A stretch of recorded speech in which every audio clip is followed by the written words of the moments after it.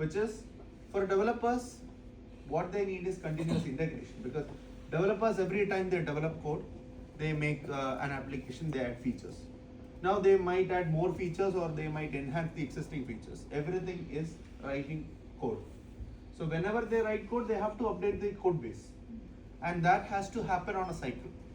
And this should be a continuous process, which is continuous integration. And then continuous delivery is for the operation side, because whenever these applications are created, it has to be continually deployed. They don't have to wait for the developers to finish these applications, or what if they want to replicate this, because there are multiple stages that you create. There is a development environment, there is staging environment, there is testing, there is production, there is QA. So there are different environments, and you want to test everything. So for operators, again, it's going to be a lot of tasks. So how can they manage? They need to ensure that there is something that can help them in terms of identifying how they can replicate this environment across multiple stages.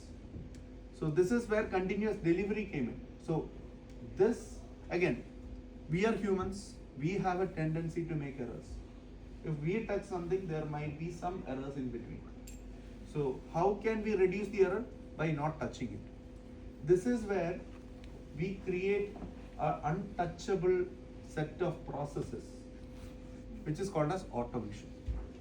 We automate things. So when we automate things, what happens? We don't touch, so it works on its own. We configure it, and then it works on its own. Exactly like how you would set up plumbing for your house. You are not going to go for any junctions, and you are not going to put your hands to direct the water. You install something. You install a pipe, you install a T, you install an elbow, so that the water is flown through the pipes. This is exactly the same concept. The code should flow to the machines through pipelines, which is why you create pipelines, which can automate things. So you can't touch a pipeline, because if once a pipeline is established, you can't touch in between. Once it's created, it's created. Otherwise, the pipeline has to break. So this is enabled through CI/CD, and this is why CI/CD stands for. So CI/CD essentially together is a software practice which can combine the automation for both the application development as well as the deployment. So CI, again, continuous integration, there are certain things involved. So one is you develop the application. So this is from the application development side. You have to build the application. Once you develop the prototype, you have to build the application. And once you build the application, you also have to test it. There are unit testings. You have to do a unit testing, functional testing, regression testing. There are plenty of testing methods. You have to ensure that the application is ready to be packaged. That's the integration part. You have to ensure that you have a single piece or a single unit of code which can be readily deployed. And this is where the continuous integration comes in. Starting from writing your code until you having a packaged piece which can be deployed. This is where continuous integration comes in.